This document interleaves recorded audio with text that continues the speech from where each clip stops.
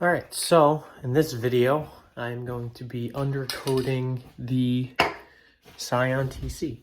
I'm not going to do the whole underside of the car because it doesn't really have any rust anywhere else on the other side. And if I were to do the complete car, I'd have to take like a bunch of things apart. Really right now is I'm just trying to get it ready for winter. And the rear subframe, it's not rotted. I hit it with screwdrivers. I wasn't able to put any holes through. It's solid. Well, it's got a heavy buildup of like surface rust that I'm going to break down. I'm going to go to Harbor Freight and get some wire brushes and break all that down. And then grab a couple cans of bed line. I think what I'm going to do is I'm going to get like some regular spray on like Rust-Oleum and like as a fine mist. And I'll use that as like maybe like a primer. And then I'll do the bed lining over it. I don't know. I'll look more into it, or maybe I should do it by hand. I don't know. But I'm gonna go jack the car up as high as I can, prep it, show you guys what I'm talking about, and then yeah, go from there. All right, this is where we're at. As you can see, it's really rusty down here. So I'm gonna try and knock all this off as best as I can with a wire brush, and then get bed liner and just paint it to the best that I can. So the car is jacked in the air, as you can see. The pinch welds don't look fantastic on this car, but it's funny because the whole front half of the car is rust free, but then you go to the back half and this rear cross member frame, subframe is all rotted and rusty. So yeah, that's where we're at right now. I'm gonna go ahead and go get some wire brushes and start prepping. And over again. All right, so I have the paint. I'm putting it right there on the floor so I can let my heater kind of warm up the cans. It's a cold day out today. It's 28 degrees. So since it's cold out, the paint's not going to want to adhere properly, and the cans want to be sprayed at probably around 50 degrees. But the only problem with that is it's not 50 degrees, but it'll probably help if the cans are just warmer in general. It would help if the metal was warmer in general too, but I'm just trying to get it done. It's not going to make a super big difference, especially for what it is that I'm painting. So yeah, eventually in the summertime I'll do my truck and I'll do it right.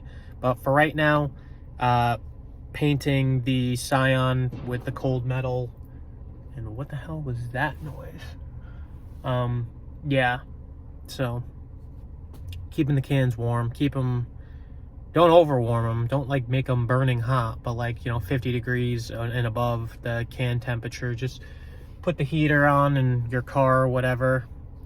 And when I get back, I'll show you a couple tips and tricks on how to work outside in the cold weather if you don't have a garage. So let's do that. So I got two paint cans. This is a different paint that I'm using for something else, but I got my two paint cans sitting in pretty hot water from my sink. Just max out the heat on your sink's hot water and then fill it up in something, put the paint cans inside, let them warm up, and let them just get warm so they have a nice good spray instead of just spitting and spattering. So I bought these wire brushes. These are really cheap. Surprisingly, the paint was way more expensive than these. These were like $4. This was like $4. That was like $3. So the tools were really cheap. I'll actually get the receipts and show you, but I think both the paint cans were $10 a piece. I could probably just do that whole underneath the car with two paint cans, but I bought two just in case and for the future, because I'm just going to be hot swapping between the cans. So essentially, when one can starts to get cold, I'll just go to another can and put the other one back in the water to get to a good temperature, because it's 28 degrees outside. So yeah, I'm gonna go ahead and show you guys some prices really quick. So I'm not gonna actually show you the receipts, but it was $14.95 for all of these bits, these brushes. It was $14.95, and it was $22.95 for these cans of paint. This is the cheapest paint I could get. It's just the Rust-Oleum undercoating. So just gonna let those keep warming up, and I'm going to show you what else I bought for working underneath your car in like cold weather, and it might help you out a little bit. So this is a dog heating mat. This is for your pets to lay on the ground on warm on the warm ground, but I'm gonna lay on this. So I got a little extension cord outside with my splitter, and I'm gonna hook this up outside and lay on it on the ground, so I'm not laying on ice cold asphalt. There you go. I don't know how much this costed. I bought it on Amazon. I think it was like 20 bucks or something like that. And I have this splitter laying around because I have some construction lights I'm going to use if I want to work at night in the cold, or just night in general. And I have my extension cord, which I've had. So I'm going to go plug all this in and then freeze my nuts off. All right, I have my heating pad. I also have this piece of plastic that I found in my shed, so I don't get all the rust on the asphalt, and I can just drag it out and go dump it out somewhere. So to save you a sweeping job, put like a tarp or something underneath, something you can lay on, chalk it off with some rocks and some wood and keep it flat, and get your heating pad, which isn't really hot. I don't know how this works. I don't see like a button on it or something. I don't know. So I think I just let it warm up. So I'm gonna let that warm up, and I'm gonna go inside. Hi, Ranger. All right, so these are all the tools laid out. I'm gonna go ahead and start with this big one. I'm already bleeding because these are sharp, but all right, I'm gonna go ahead and start with these and start scraping the frame. Put some gloves on. I'm actually gonna do that. All right, so I actually ended up taking the wheels off because I want to be able to get to more parts on this side so I can clean them up better and just actually do it like somewhat right. This strut is starting to weep. It's like a little oily. It's not soaking wet, but it's starting to leak, which means it's not good. So eventually I'll have to replace this. I also want to replace the rubber hard lines. Or not the rubber hard lines, but just the rubber lines in general. And I don't really know about the condition of these brake lines. I mean, they look okay. But yeah, so who the fuck is honking? All right. Yeah, so I took the wheel off because I want to kind of scrub everything down on this side. And yeah, so now I have like more room. And it's rusty back here. These rear little frame bracket connectors, all rusty. Yeah, it's not the best, but it's cheap, you know? So I'm gonna go ahead and clean it up and see what I can spray. I mostly did so I can get to this part right here and that part right there. So I'm gonna go ahead and clean it up as best I can and spray it down. All right, well, I got down most of the rust on this side. So what I'm gonna go ahead and do is I'm just gonna go get a microfiber towel, and I think I have some acetone, or you can get some rubbing alcohol. This is never going to be perfect, so don't shoot yourself in the foot if it doesn't come out the way you want it to come out. This is just to kind of give it a layer of protection. You're never going to get the car like 100% rust free unless you did a full frame off like restoration and you took every single control arm out, the shock, the brakes, everything, all this plastic. You know, it's never going to be a 110%, but this is just a beginner, like kind of do it yourself to protect your car if you drive it around in the winter, or just protect your car in general. So, I mean, just take it for what it's worth and just do the best job you can. As you can see, I sanded down most of the parts. I still probably have to sand a little bit more down there, but I'm going to probably sand a little bit more of that. I think I have some acetone in my basement. So I'm gonna get that in a rag and just kind of wipe everything down, get all the surfaced dust off the actual parts, and then let that dry for like 30 seconds and then start going ahead and painting with the rubber undercoating. So it's good to actually use this tarp, because look at all the rust that is just sitting right here. So now you can just go ahead and drag it wherever you want and dump it out so you don't make a huge mess. All right, I just acetoned everything to get all the surface dust off. It'd be cool if they had like acetone in like a spray, not like a brake clean, but more or less in like a fine mist. I don't know, just so it can like, I don't know what I'm talking about. All right, I'm gonna go ahead and get a paint can and start spraying. All right, make sure when you're using the spray can, shake really good, because this stuff is thick.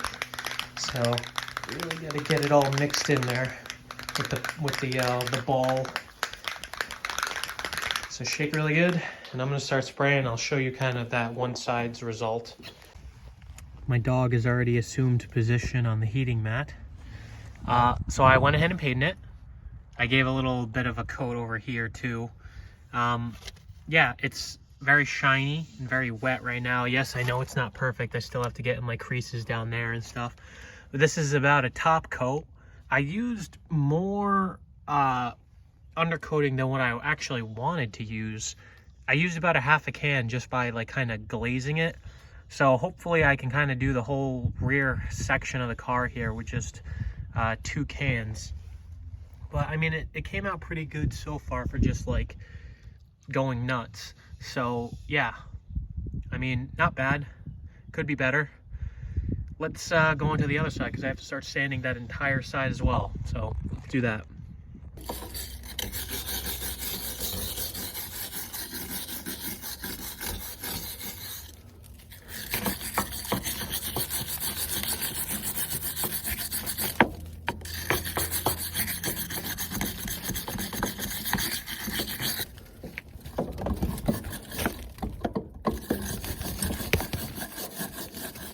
Hello.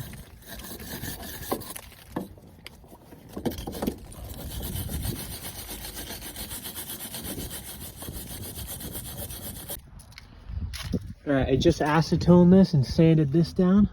So this is ready for some bed liner. I'm gonna check this side, see how this is doing, drying. Still got some ways to go. That's still wet and tacky. That's still wet and tacky. A lot of it dried, but it's still drying. And obviously, once it dries, it's going to be easier for me to see the spots I missed. So right now, yeah, as you can see, it's not 100% perfect, but it's not bad. So it's still drying. I have to obviously do another coat, so I'm gonna go get my other can. And yeah, continue on. My dog's getting more use out of the heating blanket than I did. All right, so I'm just gonna let it dry. I gave both sides like 2 good coats. I actually gave one side like 1 coat, but I have to let it dry, because then I went back to the other side to give it an extra coat. So I have to give the other side on the right, another coat, and then I lightly touched the middle section.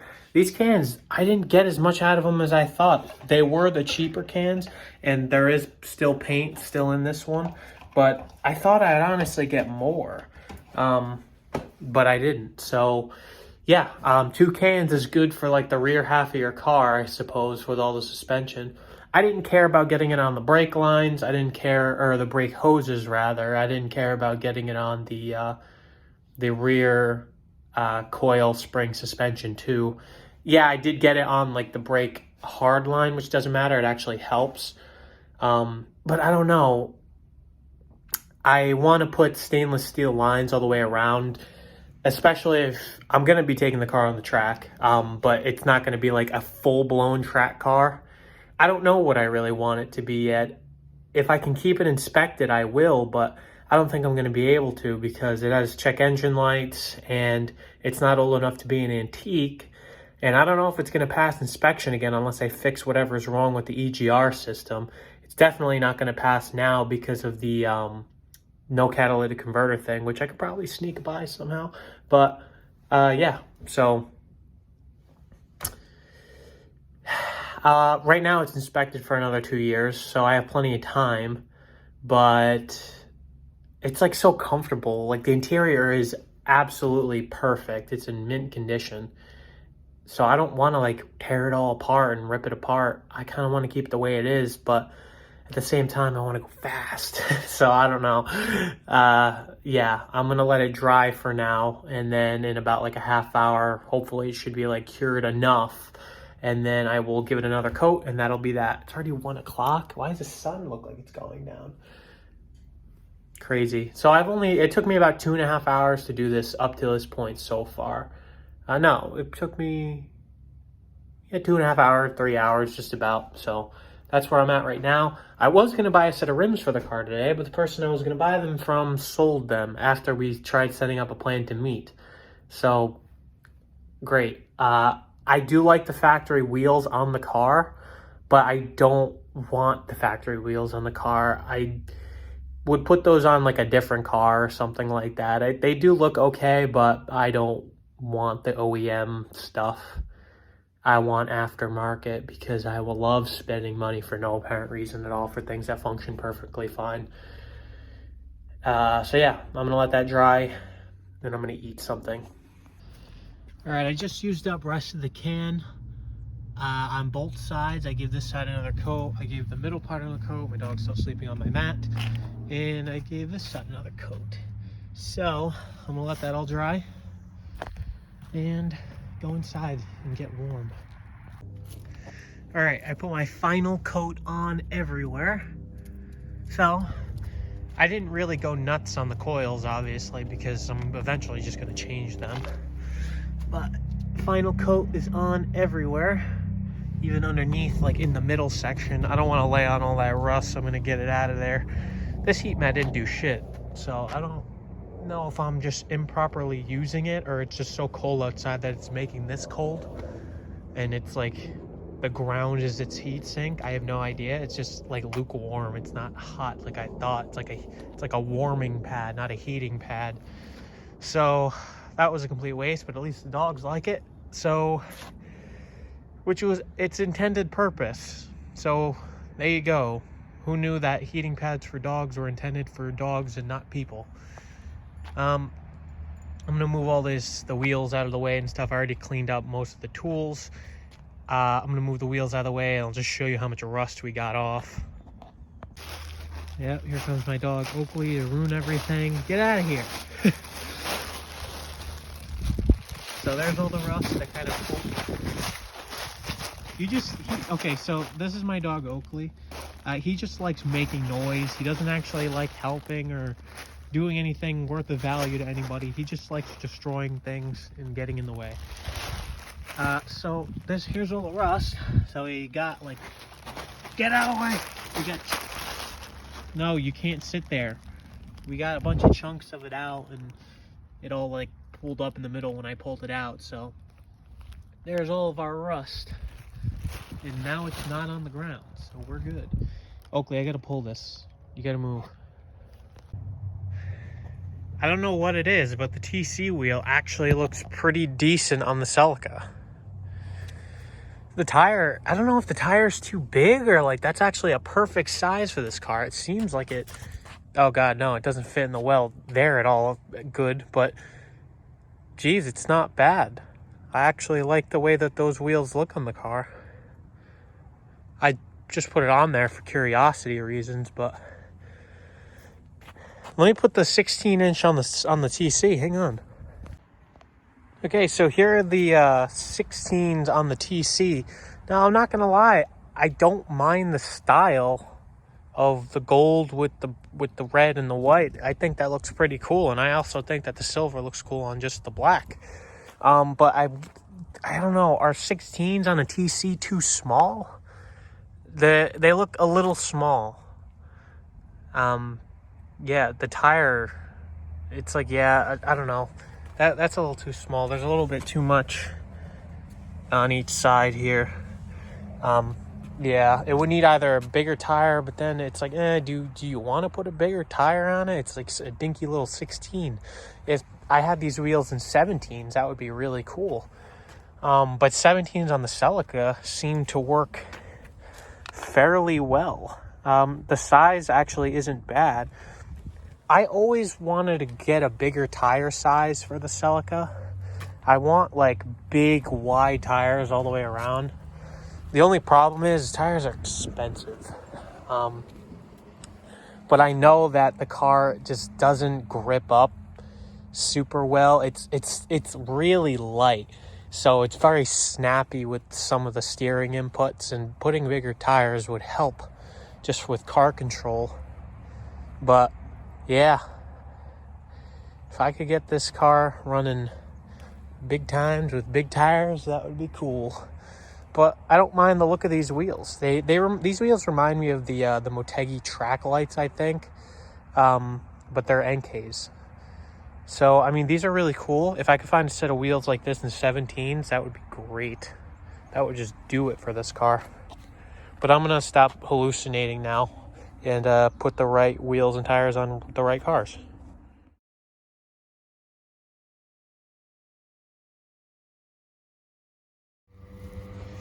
All right, I'm going to lay underneath the TC and show everybody. So there we go. I tried knocking off as much as I could. Obviously it was really crusty, but it's completely dry now. I might have missed a couple of spots here and there. Like, I obviously didn't even get that hook. That's not really a big deal. I mainly just wanted to get the main stuff, and I did. So there you go. Looks way better than before. So that's how you do it. Ugh.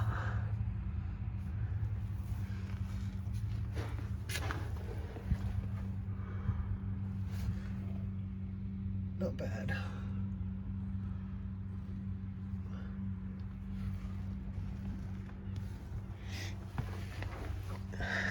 Well, I'm gonna throw the wheels and tires back on, and that will be that.